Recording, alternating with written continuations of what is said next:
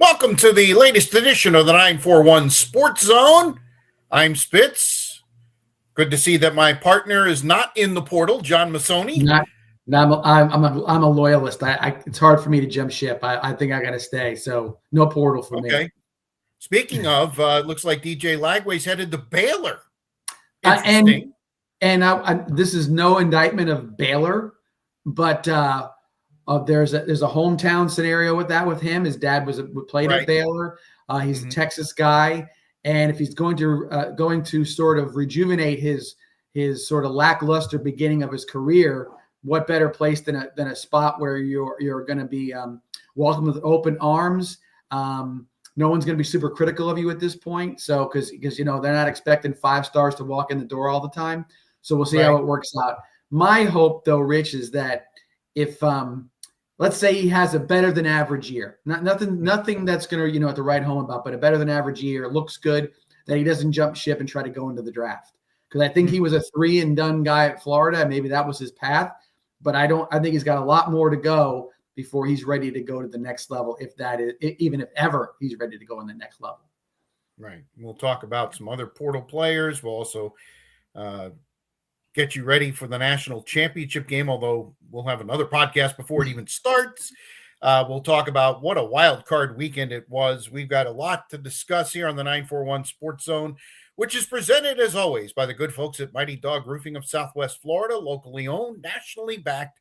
They deliver exceptional roofing for homes and businesses throughout the Gulf Coast.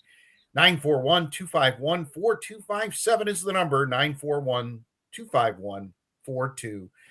We'll start there in college football, the playoff. We've had the semifinals last Thursday and Friday. The Fiesta Bowl, Miami quarterback Carson Beck did it again. He's playing very well. Ran it in from 3 yards out with 18 seconds left. 75-yard drive, second one of the fourth quarter, and he lifted the Canes to a 31-27 win over Ole Miss to advance to the finals at Hard Rock Stadium. That's a home game for them. Yes, the indeed. Rebels had a chance. Go ahead. No, so yes, indeed. It is a home game for sure. And what an advantage going into that championship game. Yes. They will. The Rebels had a chance to win it, but their Hail Mary pass fell incomplete, despite obvious pass interference. Now, I was trying to remember the last time pass interference was called on a Hail Mary. And quite frankly, I know I'm getting older. I'm approaching 60 years old, but I can't remember the last time Hail Mary pass interference was called on a Hail Mary. But if it was ever going to be called, it would have been on that play. It was clear and obvious, but it's just not something that's going to be called.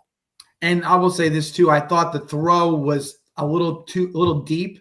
It lent itself to maybe giving that look of they're both battling for the ball. If that ball would have been a little shorter and the grabbing and the clutching was going on there, you would have seen a more pronounced sort of scene or sort of look as the penalty would look a little more dramatic. I think the way the ball was in the back of the end zone, maybe not even catchable, might have lent to the flag staying in the pocket. Yeah. Well, again, Rebels did a fantastic job. Both teams went back and forth in the fourth quarter, each team scoring 2 touchdowns, but Miami basically had the ball last, although, again, Ole Miss got it down to the 35, keeping in mind that pass interference would have only moved the ball up 15 yards and they would have had to try to score from the 20, but they would have had another chance. So exactly. Nonetheless, great season for the Rebels. Their quarterback is currently in a little bit of a legal battle. The NCAA did not grant him a 6th year. So now it appears that he's going to sue to try to get that 6th year. And of course, we're talking about Trinidad Chambliss. This COVID thing is going on and on and on and on. Your thoughts on, Chambliss trying to get another year? I get it. Another year Division I football for coming from D2 and going to get that experience, but he's going to do nothing but make himself. He's never going to go any higher in the draft as far as a ranking is concerned at this point. He's Mel Kiper's number 4 overall player in the draft coming up this year. I think he will probably show well if he's smart at the combine and throw in his private workouts as well if that's where he heads. His biggest thing is something he can't stop is his height. He's I've heard 6 foot. I've heard less than 6 foot. He doesn't play small. Let's just put it to you that way. Right. There's guys that look smaller, like Baker Mayfield looks smaller than him, and I don't think that's the case. Bryce Young looks smaller than him, and so we'll see how that plays out. I think you're seeing more than Trinidad Chambliss getting turned down. There's other players as well where this is like, guys, we gave you enough. We can't have 8-year quarterbacks, and this doesn't make any sense to the situation.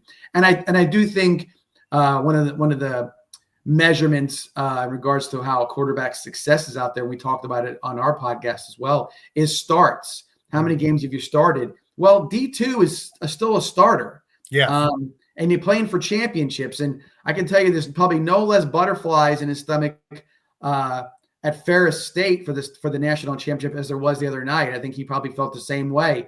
So there's a been there, done that bit to his resume that I think qualifies him to be able to go in the draft and be a number 4 overall guy. All right. The other game, it wasn't much of a game. Miami's going to play Indiana, who scored on a pick 6 by D'Angelo Pons right off the bat. First play from scrimmage. Good on Oregon to get back. They went down the field, scored a touchdown, nice long drive. But after that, Indiana said, all right, we're done playing around.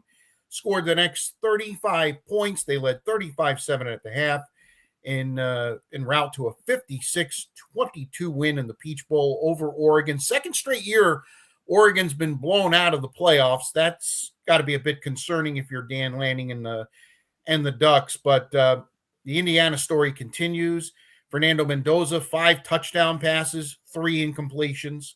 For the postseason, he has 8 touchdown passes and just 5 incompletions. I know they're not throwing the ball over the yard, John, but he is certainly making his stock rise even more.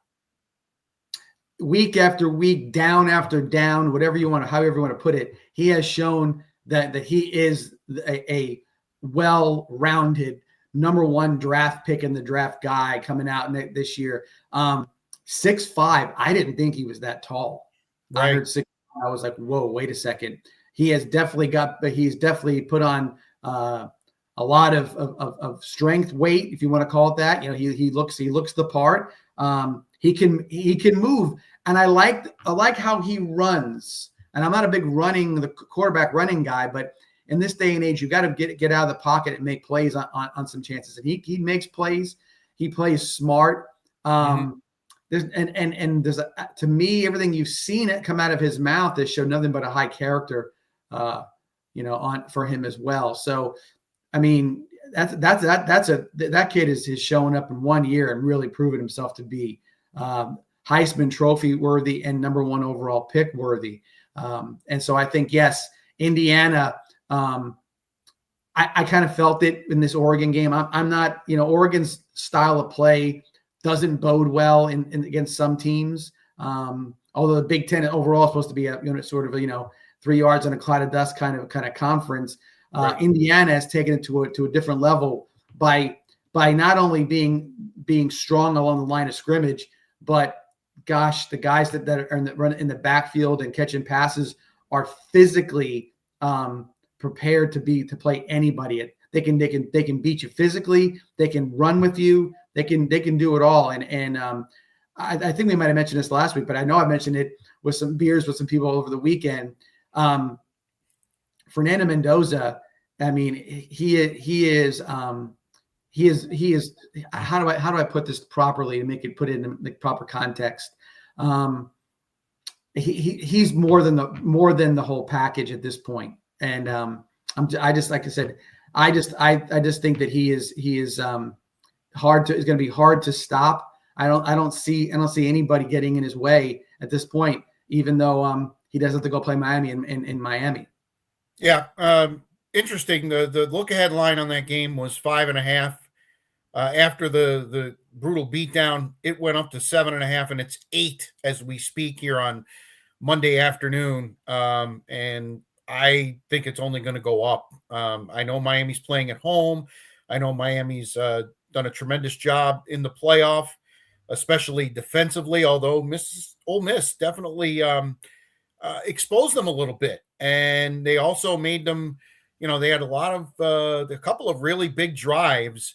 And once they got the plays over, 55, 60, it looked like Miami wore down a little bit. Well, Indiana has been averaging 68 plays a game so far, most of them on the ground. I would love to see a game here. And certainly Miami has done things that would make you believe that maybe defensively they'll be better than anybody else. But, I guess I'm finally going to drink the Kool-Aid and basically say, this is Indiana's title to lose. They have just played unbelievably well. I love the fact that John, the Peach Bowl, the dome there in Atlanta was like 85% Indiana fans. They're eating this up, and good on them. Yes. Celebrate when you get a chance. You don't miss it. Right. Following teams where you see championships, and I've seen people say, well, they're so good to be back there again next time. Well, go next. No, go every time if you can. Right. When it's that kind of a big deal. By the way, Rich, about 3 minutes ago, I was going to make a point, and I had a brain fart in the middle of what I was saying. Got tied up my words. What I wanted to say before about Indiana as well was that how good was James Madison 2 years ago? Yes. that they have basically half their roster is what's propelling Indiana to this spot. And that's, to me, I can't imagine. And then still have enough talent to be in the top 25 this year. Yeah. So unbelievable situation there. That those two programs with James Madison, Indiana, man, tip your cap. They knew what they were doing. And I know they weren't recruiting a bunch of 5-stars. I know they were getting probably 1 and 2 and no star kind of guys going to James Madison, and developing players and knowing how to. That's one thing that I talk about all the time. I think really great coaches, it isn't always about X's and O's. It's about knowing how to develop players and know what they're capable of and get the best out of them. You see with certain players, like, why does this guy work well in the Patriots way of doing things, or why does this guy work well in the Eagles way of doing things? Because the analyzing is being done properly. So I think that's another thing that whatever they did a great job, and they developed some damn good football players. We're 7 days out from the game. I took a look on a couple of apps. The lowest ticket I could find for the game coming up on Monday night was $2,800. Yeah, it's not surprising. It's not surprising because they know they got with Indiana, they're going to have a sort of a big push for people to come down for that game. And in Miami, you got to have they got 2 million people or whatever is right down the street are fans. So you got to think that they're going to be wanting those tickets as well. So I think I don't doubt that ticket is going to be a hard one to get, and with a lot of money coming out of your pocket if you do. Saw an X from former IU grad and alum Mark Cuban. There's something. Wait a minute. Before I go to what Mark Cuban said, I did not know this, but apparently Indiana, out of all 139 Division I schools, has the most living alumni. Okay. Which is incredible. Right. Penn State's number 2. They were kind of going down the list. Ohio State's in the top 5, Michigan's in the top 5, but Indiana has the most living alumni. Among those, Mark Cuban, and people are reaching out to him, and he's like, "Listen," he actually did a post on X and said, "If you know of anywhere or any way to get tickets, please let us know, because there's a bunch of IU fans that would love to go." Boy, I tell you what, it's going to be a tough ticket. Yeah, there's no doubt about it. Maybe that farm living in Indiana, or a good stock or whatever. So keeping those Hoosiers alive and thriving. So again, you're going to see a lot of Hoosier fans who would normally step over a football player to go watch a basketball game. Right. Or are going to be there in big numbers. Yeah, it's kind of funny because I saw a meme because in basketball, Nebraska is still undefeated, and I saw a call between Bobby Knight and Tom Osborne. Can you believe this? The football team's undefeated. Well, can you believe this? The basketball team's undefeated in Nebraska. It's like everything's just all messed up. It is, and I had a friend of mine who called me yesterday, and we were talking about how everything is a little upside down. You look at the teams that have been I'm not dominant, but in the headlines for both the Big Ten and the SEC, and they're not the perennial powers. Nope. While Ohio State was there, they weren't grabbing headlines. Indiana was. Mm-hmm. The two teams that made it to the Final Four from the Big Ten were Oregon, who really isn't the Big Ten; they're the Pac-12. Let's just put it to what it is, and Indiana, and then of course in the SEC, Ole Miss, they go the furthest in this situation. But Vanderbilt stole the headlines all year with their play. Alabama was like, they had an 8-game winning streak. Everybody's like, yeah, whatever. It was like they still lost to Florida State, so they're not relevant to us. Right. You watched Georgia struggle early on to win some games. If they would have lost, they could have been a 5-loss team as well. So perennial powers are not necessarily what the story's been this year. It's been about the up and comers, and maybe they're going to keep their place at the head of the table moving forward. We'll see how that goes, because the Cignetti is a great coach in Indiana. Ole Miss, maybe there's something a little different without Lane being there, but who knows? That momentum can carry you a long way. Yeah, no question about it. The Mighty Dog making an appearance outside the door there. Nonetheless, he wants to talk about Indiana football. That's what he wants to. Let's flip the script. Talk a little Oregon football. That's 2 straight years they've been blown out. Ohio State, remember, led 34-0 in the Rose Bowl early in the third quarter last year. You had talked a little bit about Dan Lanning, having SEC roots, and maybe he might want to come back to the conference. I don't know. Just listening to him talk, I don't know if they're what's the word I'm looking for? I don't know if he thinks he could finish the job. I mean, I know he thinks he can finish the job at Oregon, but these 2 losses kind of shed a little bit of a shadow on the program. Well, I like Oregon. I think they're a fun team to watch. Mm-hmm. I think that they get their fair share of highly recruited guys. They put linemen in. They put linemen, defensive linemen. But there's something about sort of cutting that groove, if you want to call it, into your soul, where you as a football team, where he's sometimes it's hard to convince the culture at Oregon that this is more important than other things. Not to say that, but sometimes you see it certain programs, and I don't know if they live and die by it. And how do you convey that to your athletes when you're only seeing them so many hours in the day, and they're wandering around campus, and there's other things you're about, or you're distracted, or whatever it may be. Maybe the West Coast isn't as feverish in the as far as you're coming up through the ranks in LA or in about by San Francisco with some of these bigger programs. Maybe they don't look at college football as anything more than a stepping stone to the NFL. Maybe hanging a banner doesn't mean as much to them as it does maybe in other places like the Big Ten or the SEC. I don't know, but there's definitely something that they get to a point where it just looks like they don't have that little extra,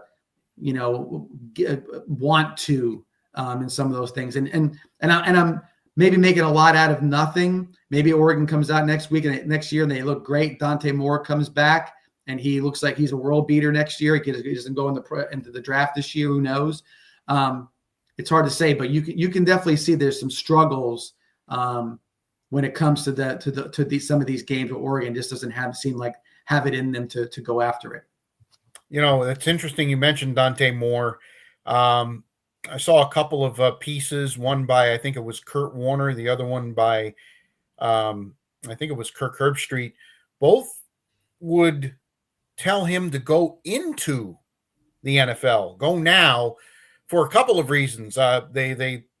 Garrett Nussmeier was the example that they were using. Nussmeier came back this year, and his draft stock probably plummeted in addition to the fact that LSU was non-competitive. Because a lot of these guys say, I want to come back. I want to try to finish the deal, get the natty. But, with being such a weak quarterback class, both said that that's why they would tell him to actually come out this year. Your thoughts? Agree. I think that's part of it. The other part I would say is this: you can go 11-1 again next year, go to the playoffs and lose again, and your draft stock might go down. Okay. My look at it is like, after he lost the game against Indiana, what do you start hearing the pundits saying? Oh, he looked bad. His footwork, and they started picking him apart in a loss to a team that was clearly better than his team twice. Right. So, and he won all the rest of the games. So he's going to be nothing but nitpicked. Okay. Nothing. He's going to come out if he stays at Oregon, he's going to come out as the number 1 overall pick, starting the season off, and all he can do is go down. It puts pressure on you. There's a lot to be said there. Now, if he comes out, he's still going to have pressure if he goes to whatever team he would go to, but he's not going to have this sort of this year's worth of criticism on every last thing that he does. Now, one of the things I'd say about him too, if he comes out this year, he's going to be 20. And look how long it took Sam Darnold to get over being 20, where he was seeing ghosts on the Jets sidelines, and he went back and forth, and now he's the quarterback for 2 13-win teams, right? And now he looks like, why wouldn't you want Sam Darnold? Well, 9 years ago, he wasn't the guy. He was the number 1 pick, but he wasn't the guy. And so I think Dante Moore has got the same situation ahead of him. He needs the Aaron Rodgers / Jordan Love effect, where maybe he gets to sit on the bench for a little while, watching someone else run the show and getting his feet underneath him. Plus, I know he's 6'3", but he looks like 6'3", $105. He don't look 6'3", 200. He looks like he's one hit away from being in the emergency room. So I would say he needs to grow a little as well. But yeah, I get it. Go out, but I just wouldn't want to see somebody shoving a football in his hand and say, "Hey, go win games now. This is what we got you for." That's a failure. The best quarterbacks, that are out there right now have very rarely have they all been thrown into the mix without some sort of tutelage or watching moments. Pat Mahomes being the one that always pops off the page to me. What a year and a couple of games in, and he was starting, but he didn't come out as the starter, and they all knew he was going to be the starter as soon as they saw him in practice. Right. All right, so there it is, college football national championship again, Monday night, the 19th. Miami at home, an 8-point dog to Indiana. The 941 Sports Zone brought to you by Mighty Dog Roofing of Southwest Florida. You heard them a little earlier, 941-251-4257. Locally owned, nationally backed. They deliver exceptional roofing for homes and businesses throughout the Gulf Coast. NFL Wild Card Weekend, aptly named, some wild games. I guess we'll go in chronological order. On Saturday in the NFC, Carolina put up a real valiant effort. As a matter of fact, they had the lead with under 3 minutes to go, but Matthew Stafford, probably the MVP of the league, showed why. He took the Rams right down the field, threw a touchdown pass to tight end Cody Parkinson with 38 seconds left, and the Rams hung on to a 34-31 win over Carolina, and that earned them a trip to Chicago, where they will take on a Bears team that did it again, down 21-3 with all my money and my lock of the week on them. And my God, they did it again, came back. Caleb Williams in the fourth quarter was a different guy and made some unbelievable passes. The one on 4th and 8 could be, I don't know if he's going to ever throw a better pass in the NFL. No, that's like hitting a fadeaway from mid-court. Yeah. With a guy with his hand in your face. He hit that shot and hit that and dropped it right in there. Yeah, guys in front and behind him. I mean, he literally dropped it in the bucket 40 yards downfield. I was a little worried with the Dunze catching him because he wasn't having his best game. He caught a few, but a couple times looked like he could have had a few more of those maybe not so perfectly thrown footballs.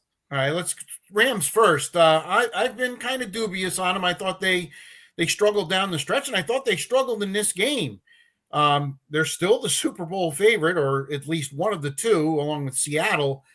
To me, they're going to really have to button it up. 31 points to Carolina, and Carolina, didn't do anything special. I mean, they did have the one return, but, the Rams have got to play better defensively. Well, 100%. And it's not the offense or the team overall. It's the defense. Mm-hmm. They were playing when they were looking like the best team in the league. That defense was just murdering people. Yeah. And I did not see one bit of it, Rich. I didn't see it at all. It almost, the Rams look like they're playing out the string. Like they don't look like a super motivated football team to me. They're the blasé. They need a kick in the ass is what they need. And they sometimes with a guy like Matthew Stafford, for as well as he's played, maybe they're just waiting for him to make another super throw and then they can go back out there and play with the lead. I don't know, but they don't look like the same team of 6 weeks ago. There's no doubt about that. And Bears, seventh game where they won, trailing with 2 minutes or less remaining. Just at some point, it's kind of it's I weird. Don't know, like they know they're going to do it. They just know. Yeah. Caleb Williams, I didn't like him in college. He was one of the first guys to start follow the coach. Goes to USC, had a really good career in college. Obviously, we're not going to put that against him, but right. He comes out and it just looked like he wasn't really like he didn't believe in what they were telling him, how to play the position, learn a little bit, whatever it may be. Ben Johnson comes in and just sort of tells him this is the way it's going to be, and that's that. And sometimes when you have no choices and it's my way or the highway, you give it a go and it starts to work, and then you believe and you start to buy in. Right. And so I think this is the buy-in. I think you're watching him believing that even if it's the fourth quarter and you're down 15, that you still got one hell of a chance to win that game. And it looked like the entire time that he just felt like he was going to make throws. He was going to make a throw or whatever he needed to do. And to score as quick as they did, 2 minutes, 2 minutes, 2 minutes, 2 minutes, and then Green Bay giving them back to them for 2 minutes and 2 minutes and 2 minutes. To be able to do that consistently against a good defense like the Packers have was substantial. But to let Green Bay have them come back as well was part of their victory to buy into, to fall into that trap of not trying to bleed a little clock or get a first down so you don't have to give it back to them as quick as you did the last couple of times. Well, and also Brandon McManus leaving 7 points on the field with two very makeable field goals that he missed and missing an extra point. Just a whole lot came together for the second time against Chicago. Green Bay, for the second time, had him beat, let him back in the game. Matt LaFleur said as much at halftime. We know they're going to come back, and yet still had no answers. And now, as we record this on Monday afternoon, it looks like the Packers and LaFleur are going to work out an extension. There was some talk that maybe that would be his last game coaching. I know Green Bay fans are over him. I think he's done a tremendous job. Let's remember they were the 7th seed. Now, that's a double-edged sword. They've been the 7th seed a lot. They were the 7th seed against the Cowboys a few years ago and are the only 7th seed since we've gone to this format to beat a 2 seed. The 7 seeds are 1 and 11. They were the 1 seed as late as week 12 or 13. So they certainly, closing with 5 straight losses, that certainly stings a little bit. But, looking from afar at 35,000 feet, I think Matt LaFleur is doing a great job. You lose a guy like Micah Parsons, that's impossible to replace. You went out to get him, and you paid a lot to get him. And the fact that he didn't finish, Jordan Love can't. A lot of people are blaming him for kind of getting conservative, and they blame LaFleur as well. 4 touchdown passes, no interceptions. Can't lay that at his feet. No, and I will say this to you. I just overall, if you want to get rid of Matt LaFleur, step in my shoes or Rich's shoes and see if you wouldn't mind him being your head coach. Okay. Maybe everybody's getting a little drunk on the fact that John Harbaugh is out there and they want to get him and they're thinking Mike Tomlin might be coming soon. Look, talk to their fan bases about those two coaches. They'll tell you the same thing. He's washed up. He don't like Lamar, blah, blah, blah. Tomlin's been around too long. Look, playoffs are there. You got a quarterback. How long has Love been a starter? This is his third year? Third or fourth. Yeah. Okay.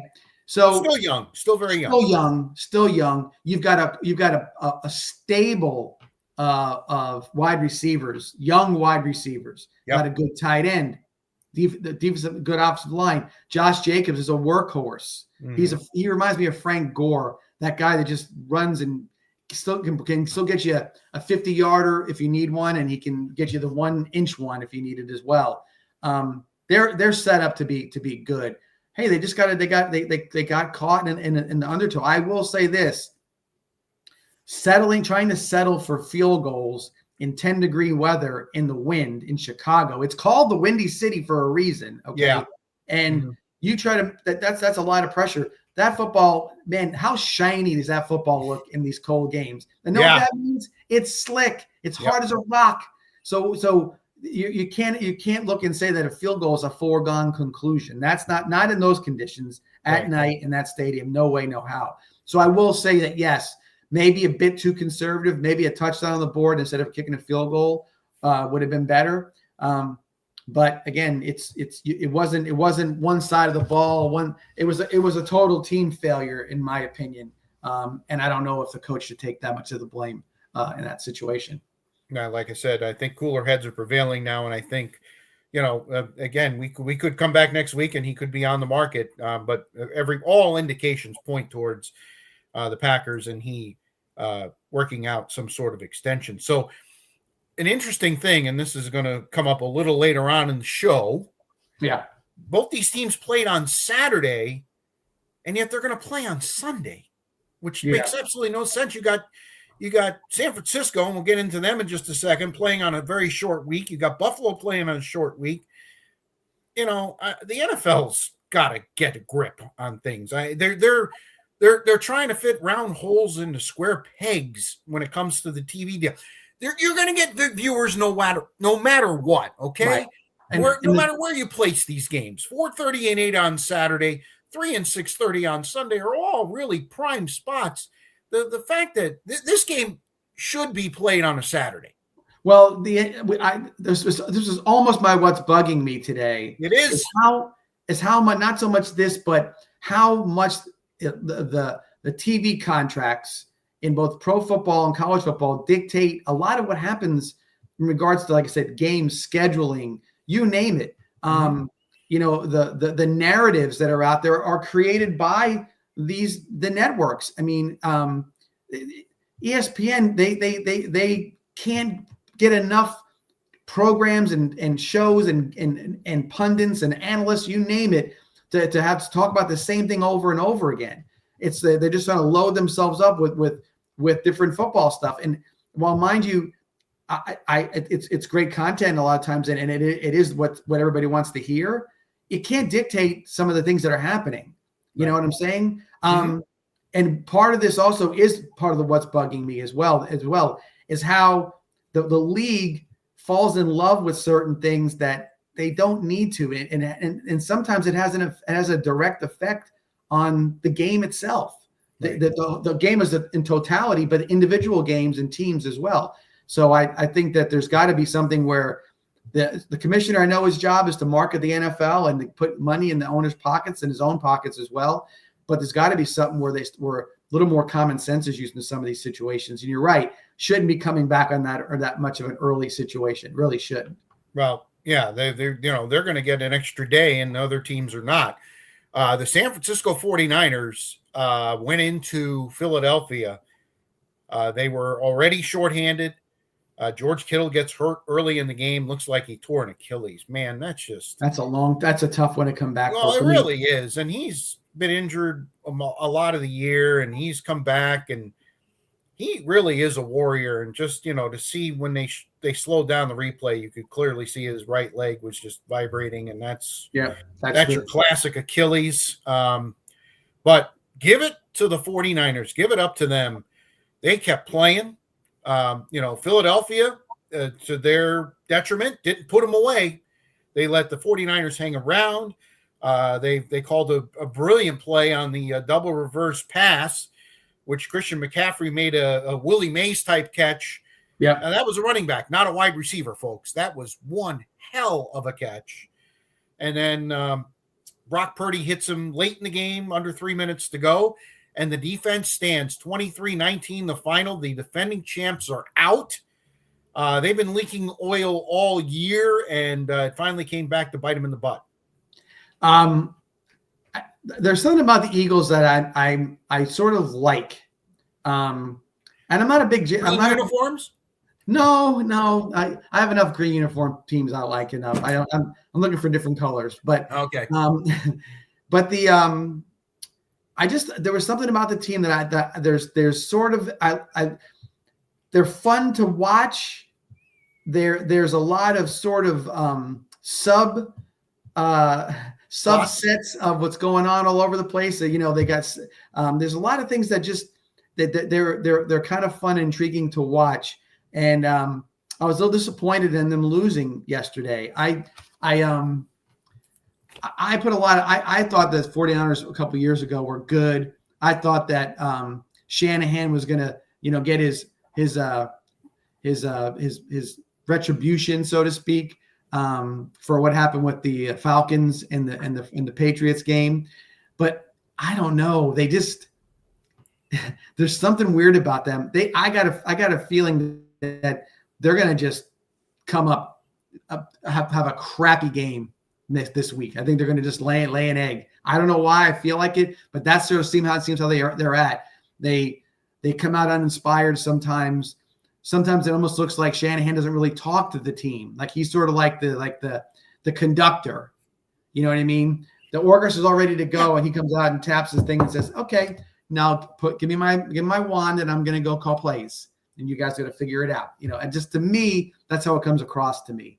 But anyway, I mean, I do like this. It's the new champ, like it always is in the NFL. It seems like, and unless you're the Patriots of the past. So we'll see who's going to come back with the trophy this year. Well, and there's some murmurs in Philadelphia that Nick Sirianni might end up losing his job over this. The fans and a lot of people were not happy with the fact that he rested his starters. He could have been the 2 seed, got an easier draw with Green Bay. And then the way the game played out yesterday, the sideline spat with A.J. Brown. There's just a lot of soap opera in Philadelphia. There really is. And he won a championship last year. It almost seems stupid to even say that his job could be on the line. And yet it is Philadelphia. And you could definitely see a situation where they decide to move on. Well, if that's the case, then they want to go. Remember, John Harbaugh was a special teams coach for the Eagles before he became the head coach in Baltimore. So maybe there's something there. But yeah, all these teams, though, again, talk to me. I'm going to tell you, 3-13 doesn't look like you got like the coach you have, and don't be trying to just throw everything away because there's a cultural issue or there's somebody's got a problem with somebody. Work that stuff out and see how it goes. And if I can see. Especially when you've won something. If you've won a Super Bowl or you just from a year ago, it's hard for me to look at somebody and say, "Yeah, fire the guy. He had a rough time of it." No, it's got to be a lot more than that for you to get jettisoned out of off the team. And this is kind of an interesting situation, John, because a lot of people think usually when coach and player get together, coach goes, always side with the player. Sounds to me like the Eagles may very well part ways with A.J. Brown in this situation. They may go just the opposite way. He's been a distraction a lot over the last couple of years, and yesterday was just a culmination, and he may hit the market. Wasn't he a problem in Tennessee as well? Yes, he was. Towards the end. I mean, you know what you're getting. You know what I mean? Mm-hmm. So, Yeah, I think that sometimes you get a player like that, and I'm not saying they're a dime a dozen. Don't get me wrong at all, but a receiver that he'll drop a couple that to just have you scratching your head. He's a physical specimen. I get all that, but if he's going to be that big of a problem, adios. Yeah. There's plenty of wide receivers we've seen in the past that are troublemakers that get pushed away and they end up being the same troublemaker at the next place.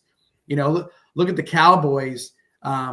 They just took on a troublemaker this year and he did okay, but he wasn't spectacular. George Pickens. Yep. Diggs has been a troublemaker for quite a while. OBJ was a troublemaker. I can go through the lineup of troublemakers that are receivers. Look at Antonio Brown. I mean, absolutely crazy. Great, what a player, right?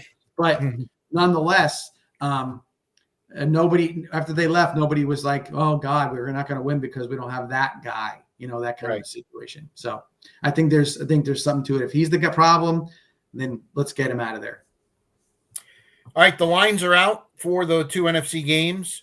Interesting to note that the Rams are a 4.5-point road favorite. Boy, the Bears they were an underdog to a 7 seed in the first round, and I call that a significant underdog in the second round against the Rams. 4.5 on the road. That means that if they were playing in LA, 8. You flip it goes 3-3. Yeah, it's a 10-point spread. Really? Yeah. Really? Yep. That's what I think everybody's waiting for the Bears to not be able to pull one out of their, why. It's they're just waiting for it. So I get the number. But it's interesting, even with the 4, you got to think about the Bears a little bit because they've been the team that maybe they don't. Go ahead. Maybe they get one more. They lose by a point, not more than that. And that's how they'll probably lose. That's the way I look at it. It could be a field goal game. You got a dome team going outside. I mean, there's a lot of things you can look at here. I mean, the other team that is in that building was eliminated last night up here in New England. That makes Chicago very attractive. That could very well be my lock of the week yet again. I just think that's a lot of points. The other game, which we just saw a couple of weeks ago because San Francisco and Seattle played for the 1 seed. They played in San Francisco with Seattle winning 13-3. Seattle is a touchdown favorite, 7 over San Francisco. And again, with the injuries that the 49ers have, just the fact that they're here is pretty incredible. Yeah, I agree. Interesting game because you want to believe that Seattle is as good as they are. Right. However, but, and you look, so you look at him and say, okay, Sam Darnold, no real big name standout on defense, and Jigba Smith might be their most marquee player. 2 decent running backs, and can you name their head coach? He's Mike McDonald. Right, but I know that, I know what you're saying. Most people he's not a name. No, he's not the guy that you would say, oh yeah, that guy. You normally know the guy, or feels like you should know the guy who's got the team with the number 1 seed. So I find this a very, very interesting game because I don't believe in the 49ers right now. And them going to Seattle doesn't mean it's going to be a cakewalk. I just don't believe that they've got the whole thing down. I think there's too many things. There's too many injuries for them. I think there's too much to overcome. And I think Seattle will prevail in this game. Yeah. The question is do they cover the 7? Division games always seem to be close. They really do. And by the way, let's tip our cap to the NFC West. They've been talked about as being the best division in football. 4 teams left in the NFC. Yeah. 3 of them and Chicago. Yeah, not bad. Let's go over to the AFC where your favorite player did it yet again. Josh Allen accounted for all 3 of Buffalo's touchdowns. He scored with just about a minute left on a tush push laydown, if you will. Play before that, tush push for 10 yards. Since when can you carry players? Well, Rich, I'm not going to answer that question because that's coming later. Okay. All right. Got it. Anyway, nonetheless, great back and forth game. Jacksonville, they played their heart out, but again, you're going to talk a first year coach, 7-3 in the second quarter. You have a chance to go up a touchdown. It's 4th and 2. It's a chip shot field goal. You got the best field goal kicker in the game, and you're going for it. Really? Yeah. Oh, by the way, how many did you lose by? 3. I'll say this till forever. Don't chase points early. Right. You don't do it. You just don't. It every single time. I can see somebody chase points, and then a quarter later, you're like, here we go. They could have used those 3 right now. How can you chase points in a situation, come up empty, and then later on in the game, it totally changes everything. It sure does. It's ridiculous. It's really stupid. I just don't. Yeah. I don't get it for nothing. I don't understand that. And listen, Liam Cohen's not alone. He's not alone. Jim Harbaugh did it in the game we'll talk about in a little bit. He did the same thing. Had a chance to tie the game early. Instead, he wanted to go.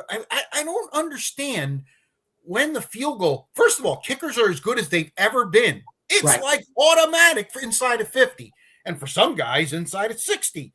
They played in the best weather they could possibly play in January. Yeah. They're in Jacksonville. It was 65 degrees out. Couldn't have been any better. Look, no wind. I mean, he had. I know that nice reporter in the post game press conference told him that it was great. Everybody's happy for him, and he got a nice big smile out of it. Know what I would have asked him too? I would have asked Liam Cohen, when you had the ball and you were going to go. It was 4th down. You couldn't get a playoff on 4th down, so you spent a timeout to make sure that 4th and 11 play, whatever it was the best 4th and 11 play you're going to have. Right. Knowing full well that the odds of that making a touchdown or whatever it may be, we're going to be very, very minimal. Mm-hmm. Call the damn play, get your act together, don't stumble through your notes, and call the play. Because even if you didn't make the play, you had 3 timeouts left over. You would have got the ball back with about 25 seconds or 30 seconds. You still had a chance. Right. But you called, and I couldn't believe it. Of course, I mean, again, Tony Romo was like, oh, they need to call timeout here to get the right play. Hey, dumbass. Don't you see the fact that you have three timeouts? Why waste a timeout? That's it. Your only chance of winning was in a 4th and 11 play, not on a short field. No, save the damn timeout. Take a 5-yard penalty. What's 4th and 11 compared to 4th and 16? Are you stupid? Yeah. And that's the kind of stuff, like you say, when you're the head coach, you got. If I'm sitting at my TV thinking about it, and I have no interest in it whatsoever in the game, nothing, and you can't figure that stuff out. What are you doing what are you thinking? It makes no sense. 3 timeouts. You would have went 40 seconds, 37 seconds, 32, right? Boom, punt. Yeah. You could have shanked it. Could have been blocked. You could have got it. You could have anything. Yeah. Don't get it. How about this, Rich? Just to say, wasn't the score, it wasn't a 7-point game, right? It was an odd number.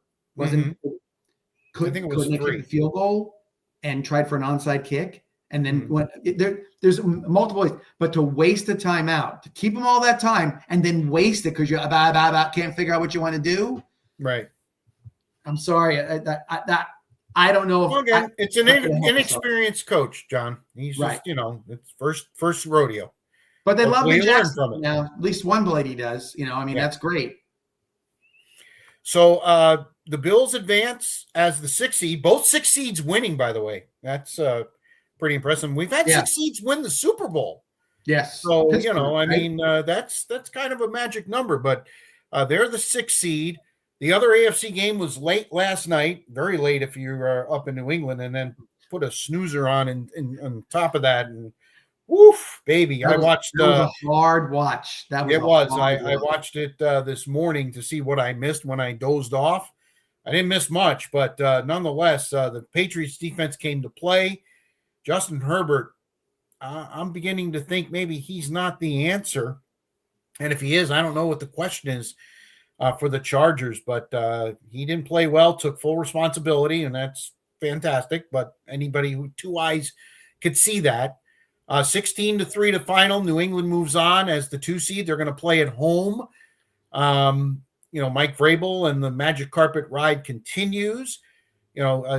Drake May, who was nearly 78% in the regular season, certainly did not have that percentage. I think it was 40% at halftime or something like that, but played well in the second half. The touchdown pass to Hunter Henry was a thing of beauty down the left sideline. But the Patriots win, and they've got some growing to do, and they're going to play the winner of the Monday night game between Houston and Pittsburgh, and they're probably going to be favored in that game. But nonetheless, Patriots win in advance. I will say this: the Patriots, they didn't play their best football game last night. No. I think that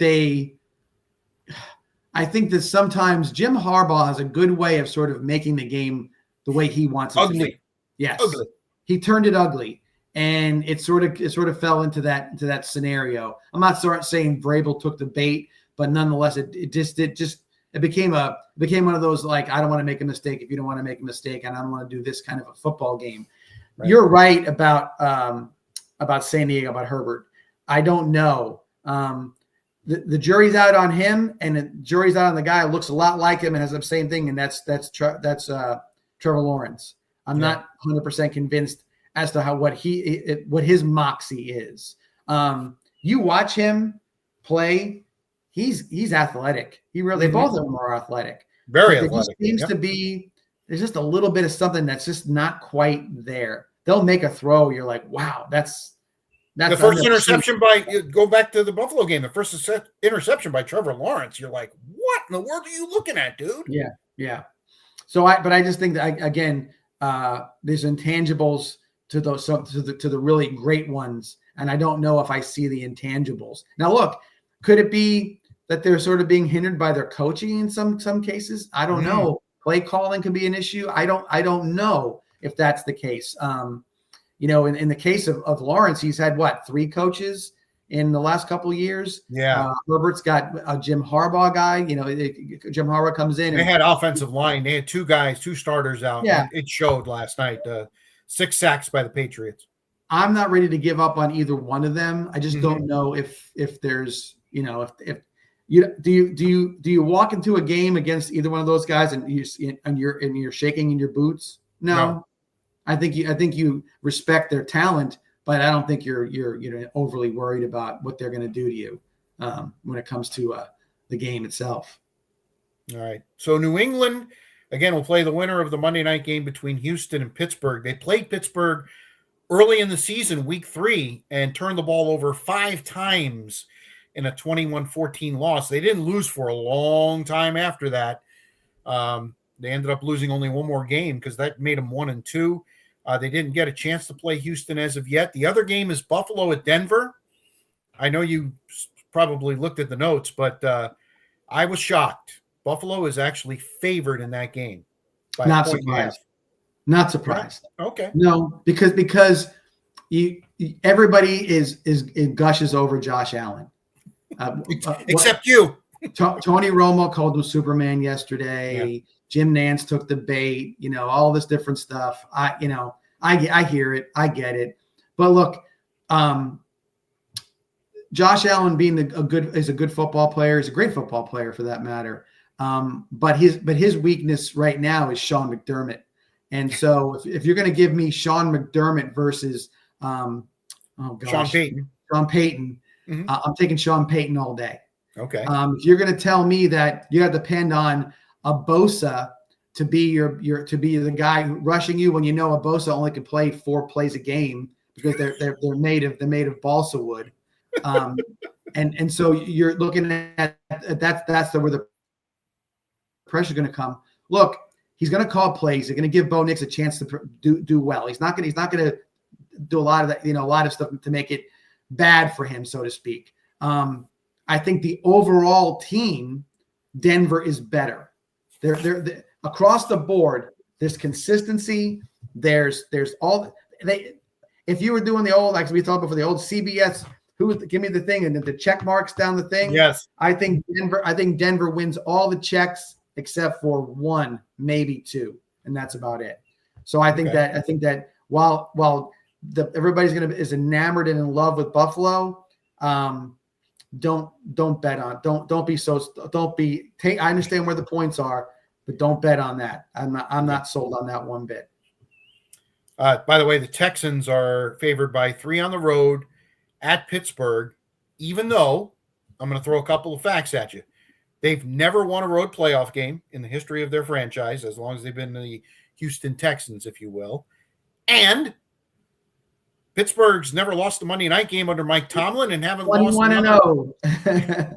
And I think 91 was the last time they lost as a team on a Monday night. Now, I don't know if this counts because it's the playoffs. As far as I'm concerned, the game's on Monday and it's at 8:15. It is 100%. And the Texans, I think, should be favored. They've won 9 in a row. They've been playing really good football. Pittsburgh had to get a missed field goal to get here. And there's still some thought of Mike Tomlin. If they go out unceremoniously tonight, he could be coaching his last game in Pittsburgh. Aaron Rodgers could be playing his last game in Pittsburgh. Yeah. So certainly there's all that hanging in the balance for the money and a trip to New England. Yes. I will say this. It's going to come down to what Aaron Rodgers shows up. Mm-hmm. And he has DK Metcalf back. Right. And having people to throw to, Rodgers is going to get that ball out of his hands in about 1.2 seconds. Mm-hmm. You better be ready to catch it because it's going to come at you hard and fast and in your hands. I think he is going to be geared up for this game. Okay. He's going to be geared up, but so is that Houston defensive line. Rodgers can get hit once, maybe twice. But if he's going to get hit all game, he is not going to make it. He's going to be out. We're watching Mason Rudolph and his weird mustache or whatever he's sporting these days as the quarterback. I will tell you this: if you made me pick the winner, I'd pick Pittsburgh tonight. Okay.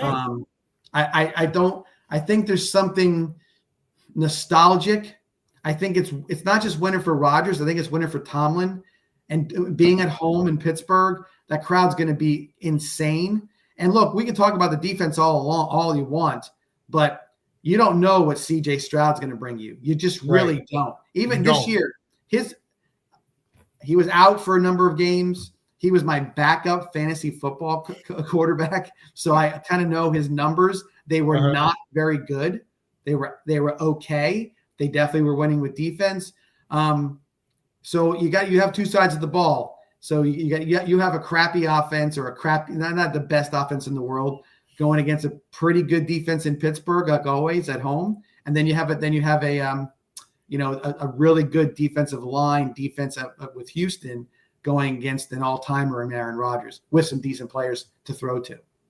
Yeah, Pittsburgh will definitely use their tight ends. They've got 3 really good ones, and that's where teams that have not played well against Houston have not chipped the ends, and the ends just go crazy and have huge games. So I think Pittsburgh will be definitely ready for that. And I got to be honest with you, I would also take Pittsburgh. Yeah, I'll also take Pittsburgh. So by the time you watch this, we either both look like geniuses or look like dumbasses. But definitely one of the two. Well, we gave our logic behind it. Right, We didn't throw it out there and say because I think so. So that was something to that. Exactly. Hey, one real quick thing I was going to tell you, just an observation kind of from earlier. Talking about the Carolina LA game, first game of the playoffs. I came into the game a little late, but I've watched enough Carolina games and the Bucs were there and everything else. What's with their field? Yeah. Tell me if I'm crazy.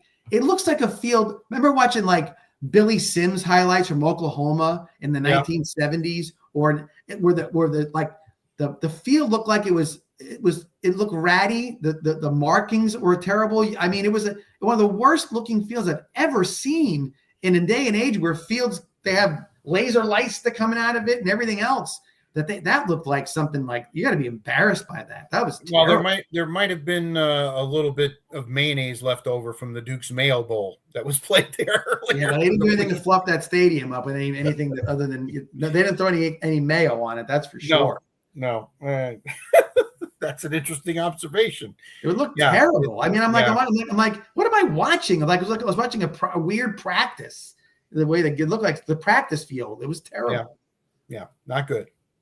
All right, that'll do it for the NFL. Of course, divisional round play coming up. Obviously, the New England line will come out once they actually know who they're playing. And it's also interesting, and I'll get into this on what's bugging me. Actually, I'll just wait for that as far as when New England's going to play on Sunday. Anyway, the 941 Sports Zone is presented by Mighty Dog Roofing of Southwest Florida. Give them a call, 941-251-4257, 941-251-4257. They are locally owned. They are backed nationally, and they go up and down the Gulf Coast, delivering exceptional roofing for homes and businesses all over. A couple more things before we bid adieu. The Lightning are about as hot as you could be. They won their 9th straight game Saturday night, 7-2 over the Flyers in Philadelphia. Nikita Kucherov is trying to pull off something. I didn't have enough time to actually go do some research. I'm sure it happened maybe in the 80s with Wayne Gretzky and, some of the great players. But he's trying to pull off 3 consecutive first stars, and he's got a shot. Now, I've been kind of peeking up at my TV here to see if that has come out yet. But he's been the first star in the NHL the last 2 weeks. 2 more goals in the first 6 minutes the other night, 2 more assists. It's no accident that he's playing lights out and the Lightning are playing lights out. And we sound like broken records, but John Cooper has this machine is well oiled. It's actually going to suck that they're going to have an Olympic break, because I think that's going to actually break their momentum. Yeah, I think you're right. Kucherov, going back to the Cup years, if he's scoring goals, they're winning games. Yeah, there's no doubt about that. The one thing about Kucherov that you always get a little bit not frustrated with him, but he'll get too much with stick handling, too much. Yes, it's very frustrating as a Lightning fan, John. It's very frustrating because he's better than that. But again, it's like but you take the good with the bad. There's always going to be the guy with it's the same way with a guy in basketball. Hey man, hit the jumper. Don't try to go to into the lane with guys that are 8 feet tall. Do what you get a little frustrated with some of those players, but they are fearless. And they know that they can, that one extra pass might even be an easier goal than you could have thought you were going to have. They see everything on the ice, or he does at least, and they make great players with them. And Cooper's done a great job putting the right guys around him on his line, and that's a really good thing that he does all the time. Yes. If Gage Goncalves is going to start scoring goals, he had 2 in the last game. This team's going to be hard to beat. They had a couple of breakaway goals. Hagel had one off a great pass from Kucherov. They are just playing incredible complementary hockey. Vasilevsky's being Vasilevsky, and even their backup goalie has been doing extremely well. And they're going to have to use him here because they're a weird scheduling anomaly in the NHL. They played Philadelphia on Saturday in Philly. They're going to play him again tonight in Philly.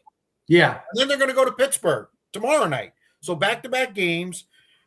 And then they're going to play at St. Louis on Friday and at Dallas on Sunday. So this could be a little bit of a road trip, but it's off to a good start. They only play 4 home games in the month of January, and they've already played 2 of them. So this is definitely a tough part of the schedule, but so far so good. I would tell you this. You never want a team to lose games, but sometimes in the context of going towards the playoffs, it's not the worst thing in the world to kind of get a correction or somebody saying somebody gets you a little a weakness is shown or something a little shown. Because what happens, you start thinking about the consecutive winning streak or whatever it may be, as opposed to going out there and playing your best game. And I hate to see that happen going into the playoffs. Not that I want to see them lose or not get the top seed or whatever it may be, but I like this. It wouldn't bother me if they came out of this road trip, 500, 3-3 or whatever it comes to be. That would be a win in my opinion. All right, a couple other things before we get to the locks of the week and who's bugging me. Interesting word coming out of the PGA. Brooks Koepka looks like he's going to return. And there's actually a couple other players that are going to be given the opportunity to return as well, John. And I know Two of them are Bryson DeChambeau and Jon Rahm. Rahm has just looked like the most miserable golfer in the world since he went to live. I would be shocked if he doesn't take the opportunity to come back. They would get a special exemption. They would not be penalized. As a matter of fact, I just saw something on the crawl. Apparently, Koepka is going to actually start at the Farmers. So he's already got a tournament figured out where he's going to head back to the PGA Tour. I know you're an avid golf fan and you're an avid golfer, so give me your thoughts on what's going on here. I love it. I love it. I've been anti-live since the second it came out. I thought that they were what bothered me. There's certain guys that you knew that would be they're going to go there because they're just not the most motivated individuals on the golf course. Dustin Johnson being the one guy I always use as my example. But to see some of the guys who went and took the money, who were nothing but about winning majors and championships and playing in the biggest spotlights possible with Koepka, with Rahm, and with DeChambeau, it was almost like if Jon Rahm could have his 50-year-old self look at him when he went to live, he would look at him with disdain and shake his head at him and say, "Do you know what you're doing? Do you know that $150 million is going to be chump change down the road for not that, but you're going to make that money. And in the prime of your career, you're going to go play golf for beers because that's what you were doing." Okay. And the chance to be, over the top. And then of course, I'm going to be a champion on the Live Tour. No, you became an obscurity. Let's see what Jon Rahm is doing when he's 9 over on this tournament. And he's going to go back and play a scramble in Australia next week, that kind of a thing. So I think it's great. I want to see Liv go right in the toilet. That's as far as I'm concerned. It should have been a place where the 42-year-old golfer who's at the end of his string, who doesn't care signing autographs or he wants to do some things, they could have had a tour before the tour for the guys who are competing with the Corn Ferry Tour or something along those lines for older guys. That's what I would have could have seen it doing at its best. And the failure of it, if this is what it's coming down to, makes me smile. The other player, by the way, is Cameron Smith. And another dumbass because he wins a major and he runs out of there and hasn't done anything since then. Now, the returning member program, it's called, allows live golfers who've been away from the PGA Tour for at least 2 years and who won the Players or one of the 4 majors since 2022. They can return. Now, they'll have severe financial penalties. Right. Which, they can just go to the bank account and grab it, whatever.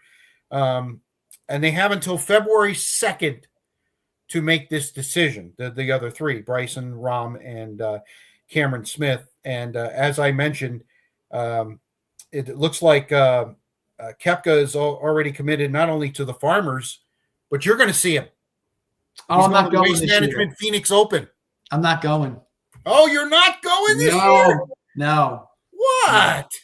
Yeah, I just there's too many things right now in my orbit that causing me I got you. a little. I will if things were a little more steady and stable with some things, I would be on my way. Yeah. But I also will tell you this: me not going has created more of a buzz with my friend group that go with me. They're like, "Why are you not going?" So now they're like, "Oh, I'm going next year." I'm like, "All right, that sounds great. If this can shake the cage a little bit and get 5 of you to join me again, that would be fantastic." Oh, that's a shame. I thought you want to shake Brooks's hand. Listen, I nothing better than and everybody loves Saturday, and Saturday is an interesting thing. Nothing better than Friday afternoon at Waste Management. That's the time because everything you want to see, you can see. Every player is still in the field. Right. You can walk in and out of 16 all day and see anything you want to see, and it's fun. Friday is one heck of a good time at Waste.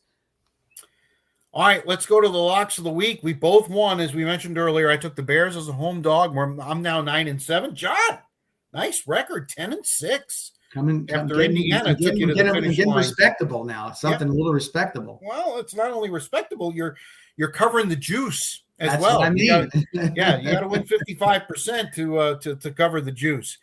I'm going to stick with the Bears. I don't think 4.5 is too many. And to me, I think this is a field goal game either way. I certainly wouldn't put it past the Bears to win this game. Again, I don't think the Rams are playing, their best football right now. So I'm going to take Chicago on the lock of the week. How about you? I am going to take the Denver Broncos. Oh, taking the 1.5. 1.5. I'm taking the points. A home dog. Yes. So we're both taking home dogs. And so for me, going back to the Sean Payton versus Sean McDermott and everything else, Mile High, if it's even called Mile High Stadium anymore, Mile High. It's the Vesco Field at Mile High. Yes, sir. Is very tough to play. Yes. There's a lot to be said. I know the weather in Denver has been fantastic lately. Unbelievable. But I think that that crowd, I think when I think of Denver, I don't think of Denver, crappy uniform Denver. I think of old school crush helmet Denver with the horse and the D and the whole deal. And those crowds, they were rowdy. That was one of the best, home field advantages of me growing up was seeing Denver in those old days. So I like Denver, and I just think I think Buffalo is sort of, it was Jacksonville, and Jacksonville doesn't have their stadium, they looked like they did a good job there, but it wasn't. I don't think Buffalo walked into Jacksonville and thought a second they were going to lose. I think going to Denver and seeing the coach and seeing how that place is going to have a little effect on them. So I take Denver and I'll give me the points. Yeah, give you 1.5. All right. So locks of the week, home dogs, can't go wrong, in my opinion. Anyway, all right, it's time for what's bugging me. I'm going to lead off. Go. Okay. And I kind of alluded to it earlier. The NFL is acting like, the strategic placement of the games that some people are going to watch and other people are seriously. So again, all they talk about player safety, we've got to make sure that the players are safe. So in the bastion of player safety, and I know that's not the right word, I apologize, but in the player safety realm, so we have a Monday night game, which we've had for 4 years now, a Monday night game, which means that team coming out of that game is automatically going to play on Sunday, but they're always going to be on a short week, always. And whether Houston wins or Pittsburgh wins, they're going to be on a short week, and it's always a 4-5 matchup. So you're always going to be on the road. 99% of the time. If you can get two of the underdogs to win, you might get a home game. But in all likelihood, you're going to be on the road. And in this instance, if Houston or Pittsburgh wins, they got to go to New England. Right. Now, they haven't announced the times yet because of this particular game. Because on Sunday, the Patriots are going to play one of the games. If it's Houston, it appears that the league is going to put it in the 3 o'clock time slot, and then they're going to put the other Sunday game at 6:30. Okay, which would be the LA Rams in Chicago. So they would go from playing on Saturday, which means they should both be playing on Saturday again. It makes sense. Perfect rest, 1 week. Nope, because we want to go ahead and put our best ratings, LA and Chicago, we're going to put it at 6:30 on Sunday. Unless Pittsburgh wins and plays New England, then that's a really attractive matchup there. Two rabid fan bases. Everybody either loves or hates both teams. So we're going to throw that game into the 6:30 slot. Right. Patriots already got screwed last night being in the 8 o'clock slot. You could have got into that game for under $100 by kickoff. It's tough. Playoff game in New England. Mm-hmm. Seriously? Yeah. And then you're gonna put the LA Chicago game at 3. I don't understand. The 1 seeds, they could be wherever. They're 2 weeks off. You can put them on Saturday. You can put them on Sunday. Well, they've decided to put him on Saturday. But again, San Francisco gets screwed. They play the short week. And Buffalo gets screwed. They get the short week. I don't understand. They do too much of this crap. And again, what's the difference going to be, John? So maybe they, instead of getting 40 million, they're going to get 35 million if they put the wrong game in the 6:30 slot on Sunday. I mean, it's absolutely ridiculous. And to me, every time they talk player safety, excuse me, I just laugh. I absolutely laugh. It's a joke. A joke. It's a total effing joke. I'm done. That's it. No, you're right. You're 100% right. I totally agree.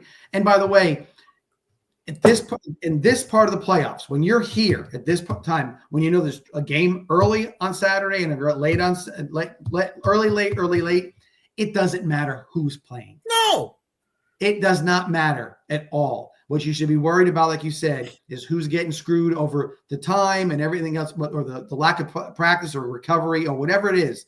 You should that should be your main focus, not who's going to get you up a millimeter of a point better in your ratings. Yeah. So that's the deal. All right. So I kind of hinted on to what I was going to go after, and you already have expressed your displeasure for this as well. But the tush push was already something that was like people weren't too cool with, right? Because you're pushing the guy, whatever it may be. One of the most iconic plays in the history of football is Bart Starr sneaking into the end zone. Okay, if you know why the play, the running back behind him, who was not the starter, forget his name, he was a Giant before he became a Packer, comes in behind Bart Starr and puts his hands up, everybody thinking he's saying he scored a touchdown. No, his hands were up because he knew if it looked like he pushed Bart Starr, it was going to be a penalty. Correct. He couldn't. So in 1967, okay, you couldn't push the quarterback, and that's leather helmet almost times where that's all they did was scrum and run and whatever else it may be. Now we've got this tush push thing where now we're pushing quarterbacks and doing whatever we need to do. Tight ends are coming in and playing quarterback and they're pushing them or whatever it may be. And mind you, when you're doing it and it's a quarterback sneak or whatever, I understand a little bit, but I don't like it at all. It's got to be ruled out. There's no way there's anything that's right about it, and they're going to be fortunate to come away from them not having injuries, neck injury or some injury from that particular situation. However, Josh Allen and the Buffalo Bills have found a way to make it entirely over the top stupid. Okay. And it's not legal, folks. Listen to him. Right. Here we go. So now he doesn't even try to go do a quarterback sneak. He stays up high, rides on their back, and then while the play is there, linemen come up and pick him up. His feet were not on the ground. Correct. Until he got to the 3-yard line, and they started at the 11. His feet were not on the ground. And Tony Romo is screaming his fool head off, "Look at Superman. He's carrying the pile." No, he's not. The pile is carrying him. I want to know this. I got something, Rich. I took notes down for a second. Okay. All right. So look, I said, what is the play call in the huddle that they could possibly call when Josh Allen's going to call? Because this is a play. This is not spontaneity or happens once. It happens almost every time he does it. I said, here's a great play call. You can call it and say, Aladdin's magic carpet on 2. How about Dirty Dancing finale dance on 3? How about the Emperor's Ride on 1? I can give you millions of other things to come up with where people are carried somewhere. He's not Superman. He's Cleopatra. He's getting carried across the line because he's not doing shit. He's doing nothing. And then he gets up and spikes the ball and pulls his shirt open like he's Superman. You didn't do anything, dude. You laid on the pile and 4 fat guys picked you up and carried you to the goal line. Please, with this stuff. Please. He's a great player. But that shit's got to stop. That's ridiculous. Why don't you just do this? Why don't you just line up, everybody turn around, and then, just like I said, Dirty Dancing, have the running back leap into your arms and you can carry him to the end zone. What are we doing? Rich, okay, when I was a kid, I still like professional wrestling, but you know what I liked even more than professional wrestling? Roller derby. Love me some roller derby, right? And what would they do? I said, when the guy who was not the jammer, but the guy who was coming out to score the points, and he had his little helmet on, whatever color it was, and they would take, 2 guys would take him and they would whip him around the circle, right? And he'd be on one skate, barely holding on, and he would do whatever else it'd be. And then he'd duck a guy, and then he'd get 5 points and put his hands on his hips. Same shit. That was fake. This is real. That you're not the jammer putting the guy out there. You're not giving him a push. That's ridiculous. Yeah. That's ridiculous. Why don't you throw a screen pass and just tell them to jump on the lineman's back and they can run down the field together? It's now to the point of ridiculousness. It's ridiculous. And so enough's enough with this shit. It's got to end. Maybe college football, they want Congress to fix all their problems with the portal and everything else. Maybe the NFL can go to Congress and they can figure out how to get rid of the tush push because it's really easy. You just say you can't do it anymore. I got good news for you, John.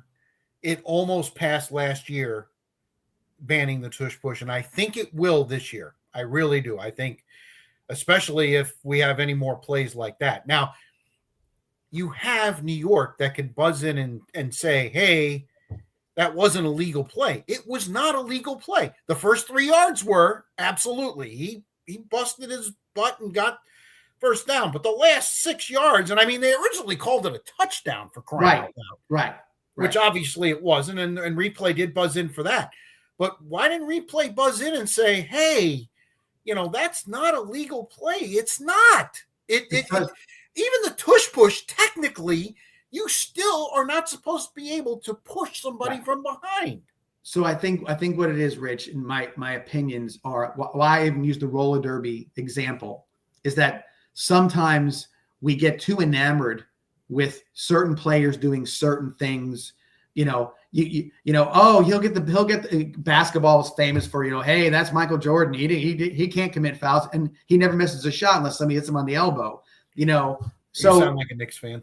Well, I sound like I get it. It's just annoying because now you have a guy who is anointed by the network. The guys in that, hey, he's the best. Look how great he is. What a superhuman effort.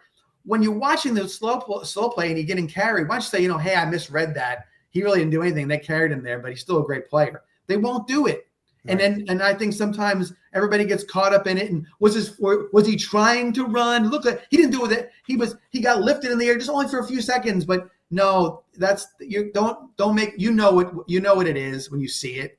And that's what it was. It was a rule break, and it's stupid. And again, if somebody, I want to see the other team do it. You can in the context of whatever, and see if they get penalized or if they see whatever, or somebody make a mockery of it, like I'm saying. Make an absolute mockery of it. Go out there and say, we're going to do, you jump on so-and-so's back and you run down the field with him. And everybody who comes around him, push him away so they can't touch him. It's dumb. It's stupid. Really is stupid. So that's got to go. And I'm hoping you're right. Should have been gone last year. And it needs to go all together. You want to know the real irony of this?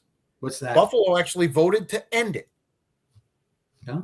Maybe they're the ones making a mockery of it and showing the league how stupid it is to have it there. But at this point, they're benefiting. And again, there was, in my opinion, I don't think Jacksonville was going to stop them as it was. Maybe he could, but that for that particular play to be not only allowed, but then to be just fawned over. Yes. For what it was. It was just very, it's off-putting, and it doesn't come across. It comes out across as WWE, not football. Totally agree. We agree on both what's bugging me. I know. It's hang out enough times to start thinking alike, Rich. Yeah, exactly. Well, I'm gonna help you out here. I'm gonna send some really cold air down your way. Apparently, it looks like you're gonna get like 3 fronts in a row. You might actually have to have a T-shirt that has like 5 or 6 days on it that you survived winter. So I'm not going to Waste Management, but I am going to our fishing trip that I go on this weekend. Oh, boy. Fishing on a lake on Friday, and they're saying that the temperature is going to be in the 30s. So, I'm going to think come mid-February, I'm going to scratch in my head about where my vacations or where my time was spent in January. Yes, absolutely. Robert Ellingson in the chat room goes, freezing. Yeah, absolutely. It's going to be freezing. All right. No doubt. Well, we might have a nor'easter, so, at least you won't have at least you won't have to shovel again. Yeah. Anyway. All right, that'll do it for this edition of the 941 Sports Zone. My daughter goes, oh, boo-hoo. Okay, whatever. Miss New Yorker. All right, that'll do it for this edition of the 941 Sports Zone. We're back at it again next Monday night. We'll have all the divisional wrap up and get you ready for the AFC and NFC championship games, plus get you ready with some analysis for the national championship game between Indiana and Miami. Will the spread be 10 by then? We'll have to wait and see, because I have a funny feeling Vegas could take a big bath on this game, especially if Indiana wins and covers. If they're playing like they are, and I won't shed a tear, because you know what? All those buildings were built on games that didn't go the way of that the means one guy who fixes or puts the line out who loses his job. That's what will happen. Yeah. That's all. That's only damage will come from that. Yeah. All right. So until next Monday, again, we do this live on Mondays. The time kind of varies, but until next Monday. And again, by the way, like and subscribe. You see the podcast, yes. Like it and subscribe. It's on YouTube. It'll be on Facebook and X momentarily. I'll put it out there. Instagram, wherever you get your podcast. So look for it. We need your likes and subscribes. We'd really appreciate it. All right. Again, I've got those guys. I get them all hooked up every week. So that's good. Robert Ellingson is saying, "Go Canes." Robert. Okay. Listen. Just one real quick last thing, Rich, and we'll go. Yep. I would not be surprised one bit if Miami wins that game. Really? Okay. But understand something. I don't expect it. Right. Okay. But the Miami, sometimes the stuff happens. You're on a roll. Defense wins, man. Yes, it does. And sometimes what Miami's defense and how it was back in the day, it was power and speed. Yes, speed. And sometimes you look at it, and when somebody's by you and you can't do anything about it, and then all of a sudden you're Mendoza and you're looking around from where the next guy's coming from, it makes it a little harder. But it wouldn't surprise me, but I don't expect it. All right. Again, we'll have our official picks, and who knows if it might be part of our locks of the week next week. We're running out of time with football. We're going to have to start getting more creative. I'm ready for the creative side. I'm ready for that. But it's hard not to. You got to pick the football until it's over with. That's for sure. That's right. All right. That'll do it. We're out of here. Till next week. So long, everybody. Bye.